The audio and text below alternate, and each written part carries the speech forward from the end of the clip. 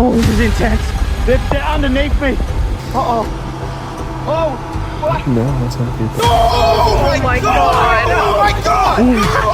So much bigger than I thought! Bro! This is the roof. Put this down in here. Yes. A really nice chair.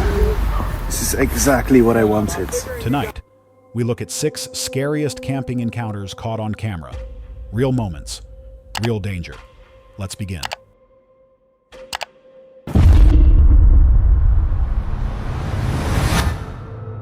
This footage comes from Nikki TV, a US-based channel run by Nikki, who documents solo camping, car camping, and outdoor adventures. Her content often blends the practical side of setting up camp with the unexpected challenges of being alone in the outdoors. It was January 19th, 2025, when Nikki set out for her first solo camping trip of the year. But before the night was over, her plans would take an unsettling turn.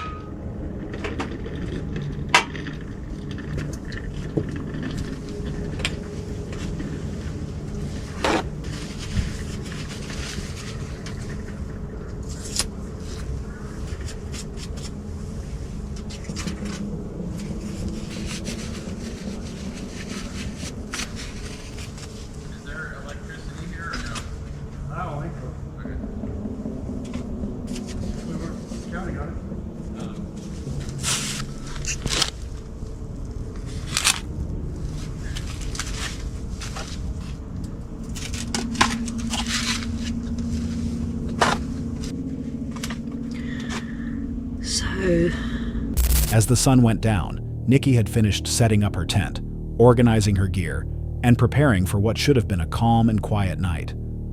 But the peace quickly dissolved when several vehicles pulled into the site. A group of people with a bunch of teenage boys just started setting up. I'll tell you what, people are just rude anymore. I had to take everything out of my tent and put it back into the 4Runner because these men showed up with 4 different vehicles. First, they told me that they had booked this site and the site beside of me, and that there must have been some misunderstanding, but the problem is that the office is now closed. So I looked at him and I was like, well, you know, I've already been here for a couple hours. My name's on the post. Cook, because they put little tags on the post at each campsite, and they put the dates that you're going to be arriving and the date that you're going to be leaving. So my name is on the tag that's on the campsite post, and it says that I'll be coming in today and leaving tomorrow. So, you know, I looked at him and said, well, I booked this site. It was available. The website allowed me to book the site. If the site was taken, it would have shown me that it was unavailable and it wouldn't allowed me to get the site. So, and I went down there and I got the green ticket off of the post and said my last name's on here, and it says I am to arrive today and depart tomorrow. I said, but if you need to contact the ranger to see, you know, what it is that we need to do, that they have accidentally double booked this site. I was like, you're more than welcome to. I said, but I'm not gonna take down my rain tarp. I'm not gonna take down my tent because I've already been here hours. They have literally just got here an hour ago. Not only that, there's like 4 cars, there's 3 men, and I guess they brought their sons and grandsons or whatever, but they are extremely loud. Not only that, they're taking their tents and they're putting them like 20 foot away from mine.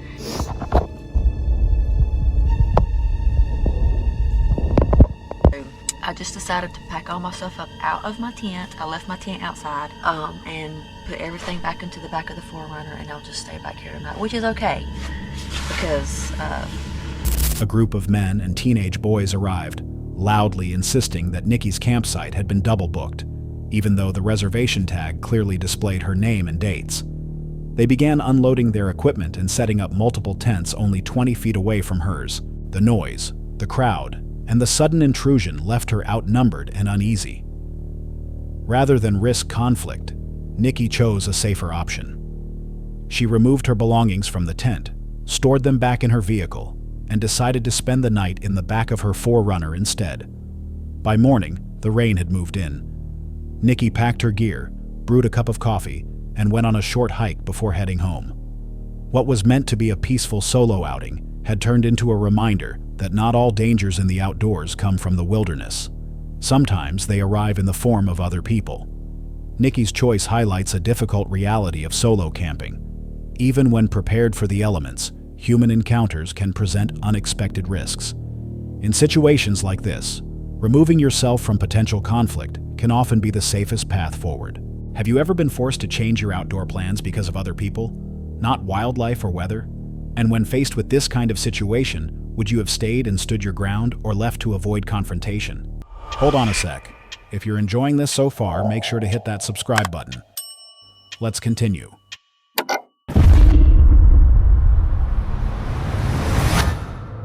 This footage comes from generic Chris, who set out on July 26, 2025, for his very first solo overnight in the German woods.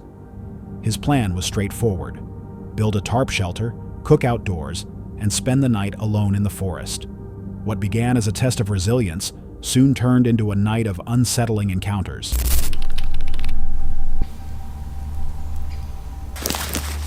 So, I brought a tarp because it will rain today. I don't know if I have enough space, and I don't know if I have enough time to set up a completely new camp, but we're going to see.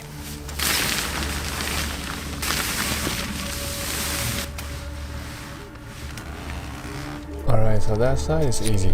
You just put it through here. I don't have internet here, so at least I took like screenshots of all the stuff, like the knots and everything. I'm really proud of that one though. I have done a trucker's hitch and another hitch, whatever. You hear that? It's really good under tension. Very nice. So you shouldn't just throw your stuff on the ground. It will get caught up. Right, both sides are secured. So my biggest fear in this trip just came real, man. There were people there. I mean, I'm just chilling, like in the hammock, and there's people walking their dog.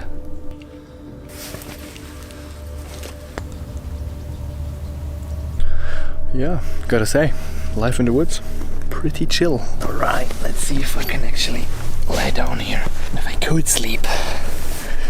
Oh yeah. Bro, that is almost too comfortable. It's been raining all day. It will rain in the night. But I feel very good about my shelter.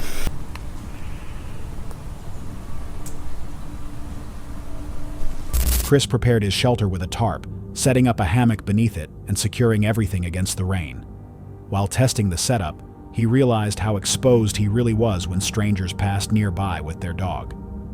The moment broke the illusion of isolation and served as a reminder of how vulnerable a lone camper can be. As night approached, the forest filled with unfamiliar noises. Though he told himself they were natural, the unease lingered. The deeper it grew into evening, I don't know what I expected, but it's really quiet. You can just sit here.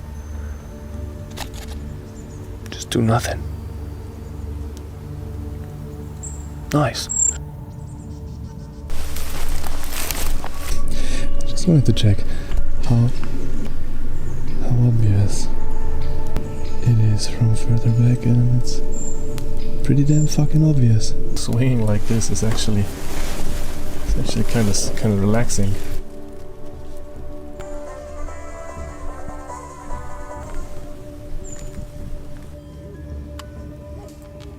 the more he admitted that the silence and darkness unsettled him, even at 32 years old.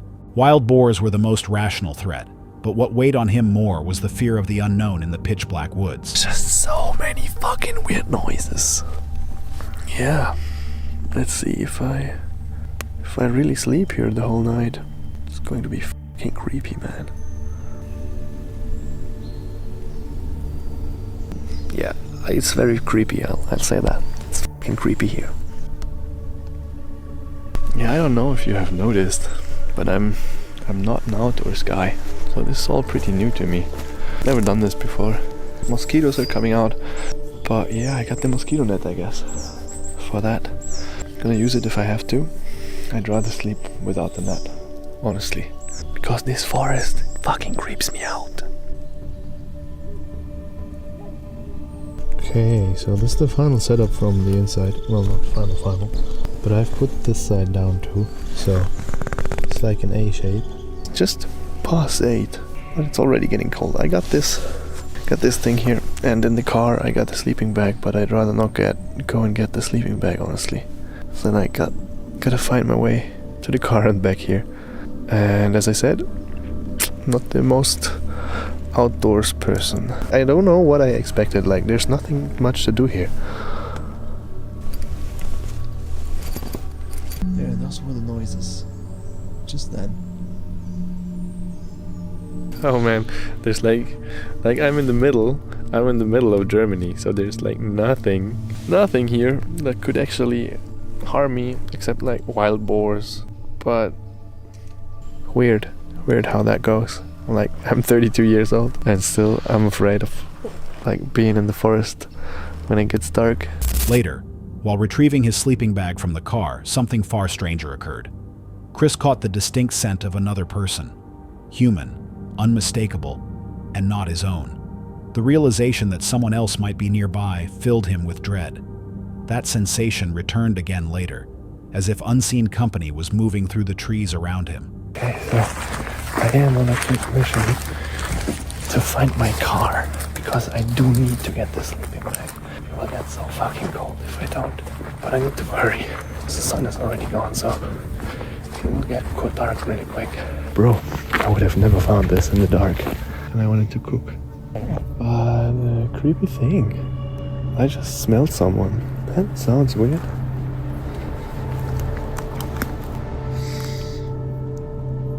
But you know how some people, it's not like bad smell, like just body odor or like their smell. And it didn't smell like me. Well, it is getting creepy again. Fucking weird.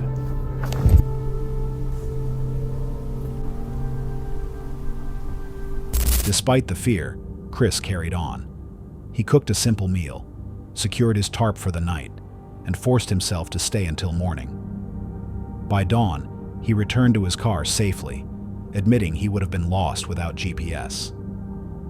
The experience became a reminder that sometimes the most unnerving part of being alone in the wild isn't the elements or wildlife. It's the possibility that someone else is out there with you. Chris's story shows how fragile the sense of safety can be when camping alone. A simple sound, a passing stranger, or even a faint scent can shift the atmosphere instantly. Whether it was coincidence or something more, his unease was rooted in the most human of fears, not knowing who or what might be just beyond sight. Would you have pushed through the night like Chris did, or left at the first sign that someone else might be watching from the shadows? This footage comes from Night Encounters, a US-based channel that documents late-night supernatural and unexplained activity. Their investigations focus on real-time reactions to eerie sounds, strange glitches, and unsettling atmospheres. On July 27, 2023, the team set up camp in a forest long rumored to be haunted. Camping site is like somewhere there. Yeah, as you can see, there's a big road going that way, and the road just ends over here. Yeah, it's just like a forest area now. Yeah, it's big. Remember when we went there last time? What happened, bro? Yeah, dude, I remember that. It Bro, was there's so a flashlight. Look. Where's that lamppost? Well, cool. Is that like, I don't know, is But that it's like blurring. a fence or something there? oh wait. Oh, dude, What? there's somebody there. Actually? Bro. Oh, I'm getting somebody's walking. Wait, give me the flashlight. Somebody's walking there, bro. Oh, I swear. Oh, I swear I saw somebody. No, I swear I heard somebody. Wait. Like right there, like walking. Oh no, bro. Dude, don't play. Bro, no, I'm not playing, bro. I swear, every time something I say, it's like 100% Okay. real. But the camera, it's so blurry right now. Gotta do this. Dude, I remember this place being like super creepy because there was a trash bag or something there. Yeah, and then we heard like laughing. Yeah, exactly. Not again this year, bro. Do you hear that? Like, Yeah, oh, bro. What was that? No, what's that? What? Bro, like snake hissing or something. Oh no, like right there. Can't tell if it's a bird or not, but it's like nighttime, so why would there be like birds or something? Boy, I haven't heard a bird in like an hour, I swear. This place always creeps me out.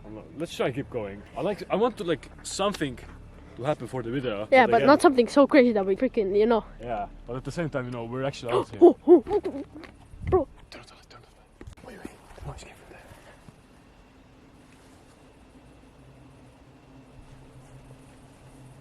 there. It's bro.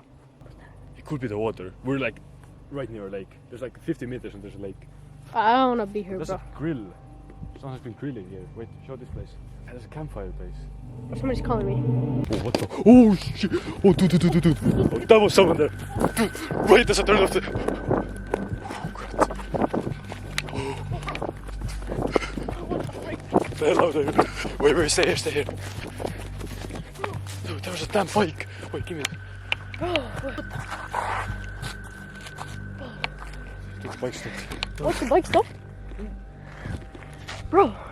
As they walked a little used road that led deep into the trees, the environment shifted, the night filled with unsettling noises, laughter, hissing, shuffling, and the distant sound of a bike approaching with no rider in sight. Cameras began to glitch and fog rolled in unexpectedly, heightening the tension. Let's just go from there. Let's just walk for a little bit, okay? Alright. That's so creepy, bro.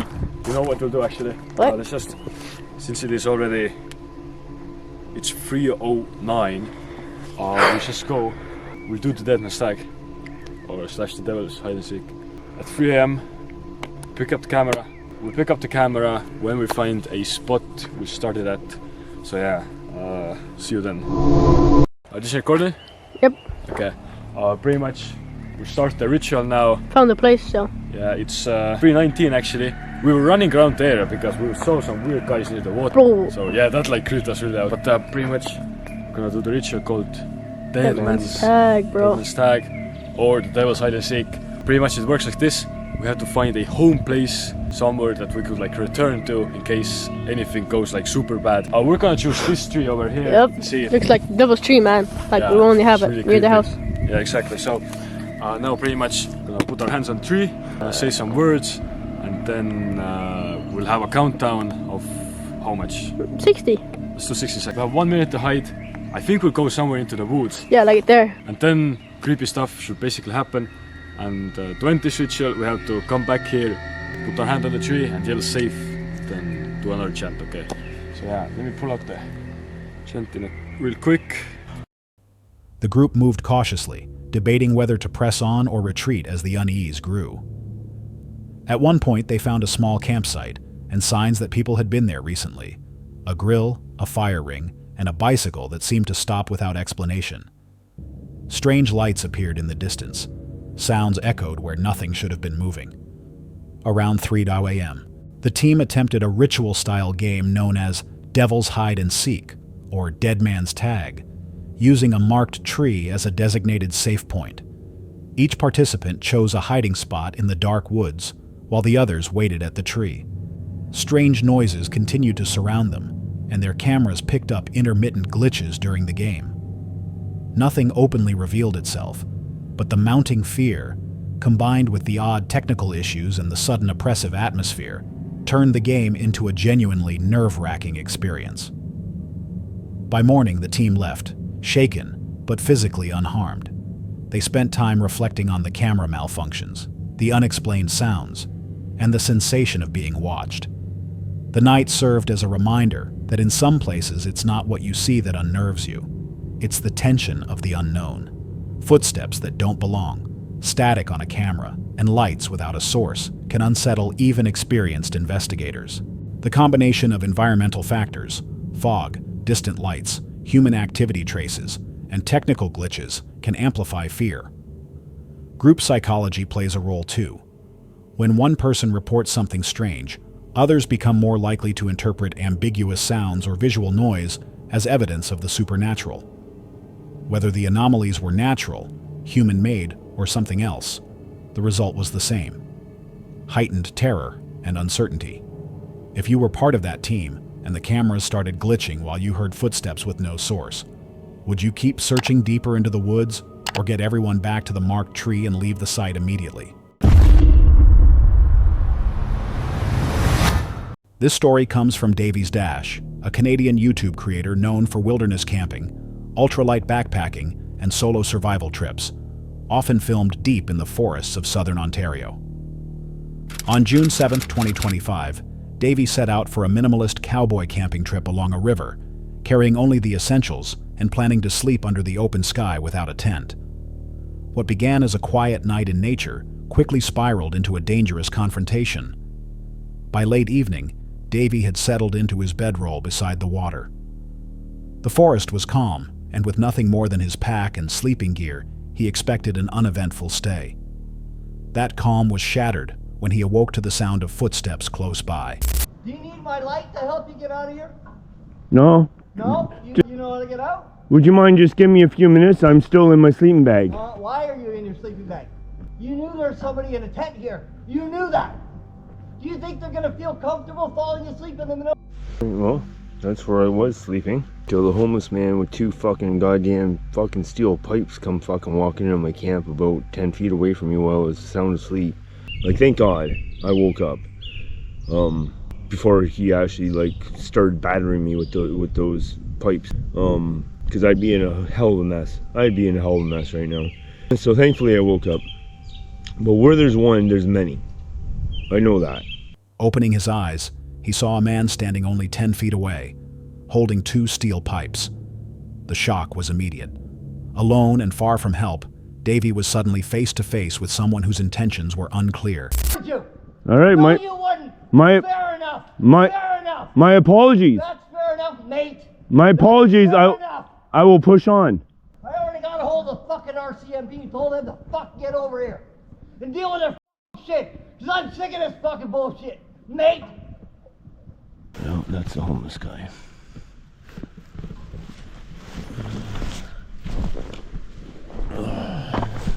We'll deal with him later. Right now, let's just get out of here. He's all jibbed up or something. And one thing you can't do is trust a fucking jibber. So let's go. I had my bear spray on me. I should have my fucking bear spray on me. Well, that's where I was sleeping. The fear wasn't just in that moment. What unsettled him more was the possibility that others could have been nearby, turning an already tense encounter into something unpredictable. Choosing not to escalate, Davey packed his gear and used his GPS to guide him deeper into the woods, away from the intruder. It's not out of this motherfucker. But let's just have a seat. Let's just sit and calm down here for a second. Because I'm not a person that's easy to calm down. Yes, I know. I got my GPS on, tracker on. I know where I was. I know exactly what I did. And I know exactly what I didn't do that I feel like I should have done. But I didn't. So, anyways, let me get this bag off. Oh, sweetheart. No. You're brand new. I don't want scuffs on you this early in the game.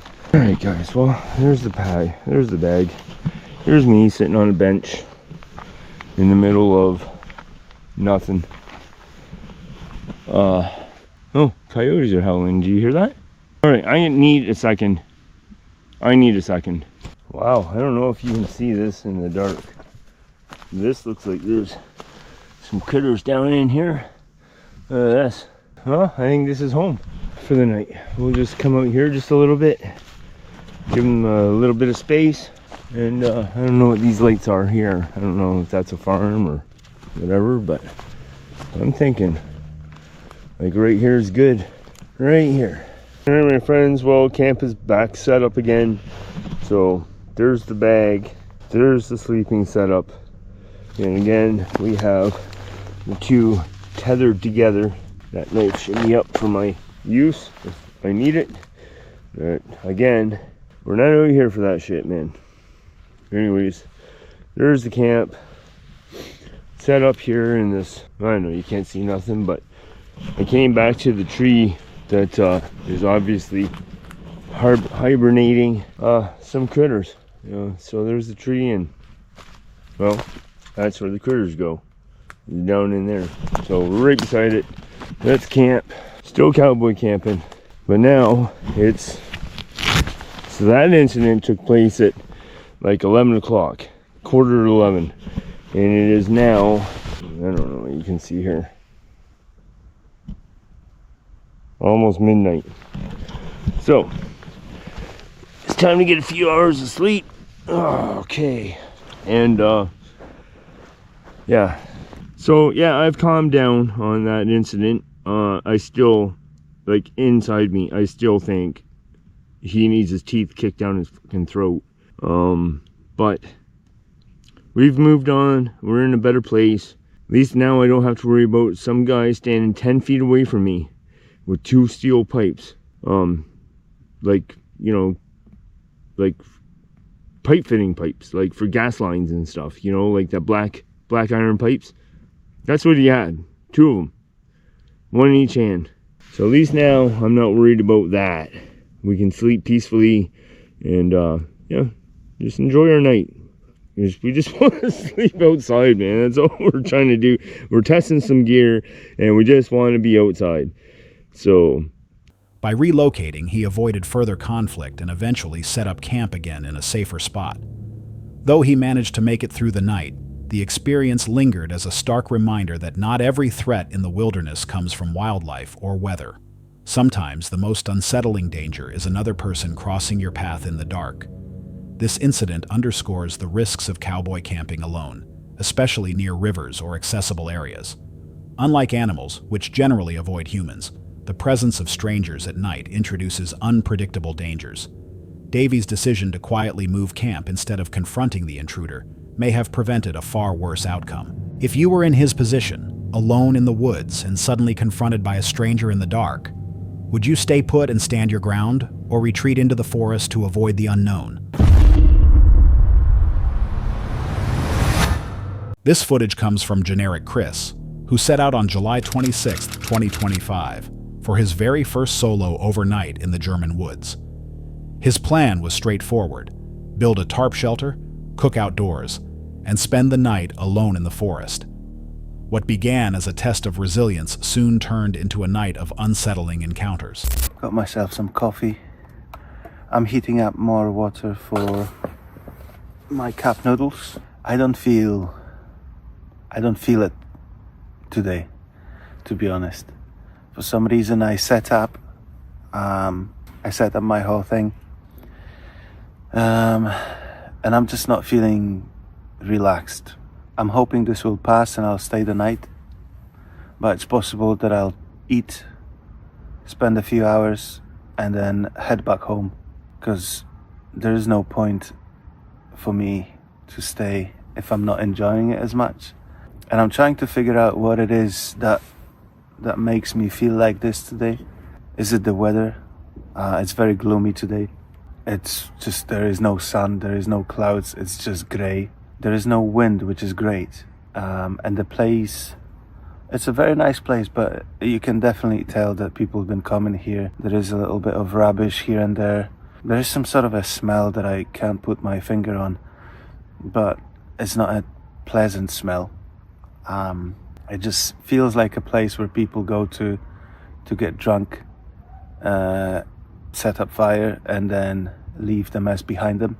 I'm not super happy about the location of my camp. Some people are already past me, and it's just not something.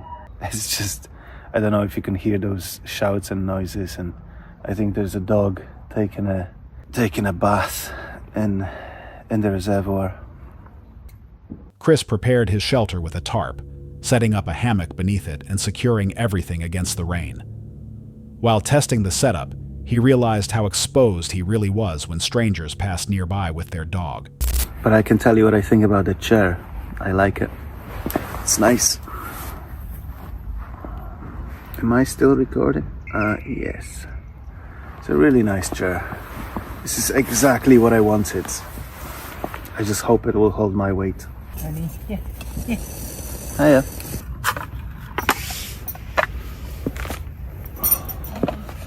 So someone just passed me by with dogs.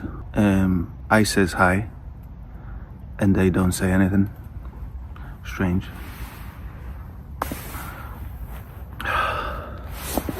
Right. The moment broke the illusion of isolation and served as a reminder of how vulnerable a lone camper can be. As night approached, the forest filled with unfamiliar noises. Though he told himself they were natural, the unease lingered. The deeper it grew into evening, the more he admitted that the silence and darkness unsettled him, even at 32 years old. Wild boars were the most rational threat, but what weighed on him more was the fear of the unknown in the pitch-black woods. Later, while retrieving his sleeping bag from the car, something far stranger occurred. Chris caught the distinct scent of another person. Human, unmistakable, and not his own. The realization that someone else might be nearby filled him with dread. That sensation returned again later, as if unseen company was moving through the trees around him. Despite the fear, Chris carried on. He cooked a simple meal, secured his tarp for the night, and forced himself to stay until morning. By dawn, he returned to his car safely, admitting he would have been lost without GPS. The experience became a reminder that sometimes the most unnerving part of being alone in the wild isn't the elements or wildlife. It's the possibility that someone else is out there with you. Chris's story shows how fragile the sense of safety can be when camping alone. A simple sound, a passing stranger, or even a faint scent can shift the atmosphere instantly. Whether it was coincidence or something more, his unease was rooted in the most human of fears, not knowing who or what might be just beyond sight. Would you have pushed through the night like Chris did? Or left at the first sign that someone else might be watching from the shadows? That's all for tonight's video. Which encounter gave you chills? Let us know in the comments below. Got your own experience? We want to hear it. And whatever you do, don't miss what's coming next.